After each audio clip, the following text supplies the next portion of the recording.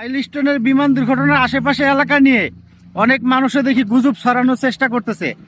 তার ভিতরে সবচেয়ে বড় গুজবটা হলো যে ওই এলাকায় নাকি 2 লিটার একটা পানির বোতলের দাম 600 টাকা চাইছে, যেটা পুরোপুরি ভিত্তিহীন। আমরা প্রবাস থেকেও বুঝতে পারি যে এই ঘটনার কোনো সত্যতা নাই, কারণ ওই 2 লিটার পানির বোতল 600 টাকা চাইছে। 2 লিটার পানির বোতলের দাম 600 টাকা, এটা কিন্তু ওই এলাকার ভিডিও না, এটা হলো স্টেডিয়ামের একটি ভিডিও। বঙ্গবন্ধু জাতীয় স্টেডিয়ামে হামজা চৌধুরীদের ফুটবল খেলা চলার সময় ওই 2 লিটার পানির বোতলের দাম 600 টাকা স্টেডিয়ামে রাখা হয়েছে। সেই ভিডিওটাকে এখন আপনারা রিপোস্ট করে এই গুজবগুলো ছড়াইতেছেন।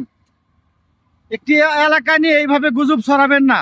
এমনি অনেক মানুষ মর্মাহত, অনেক মানুষ হতাহত, তাদের আত্মীয় স্বজনরা মর্মাহত। এই মর্মাহত এলাকা নিয়ে আপনারা এই ধরনের গুজব ছড়াবেন না। ভিউ কামানোর জন্য এই ধরনের গুজব ছড়াবেন না, আপনাদের প্রতি অনুরোধ রইল।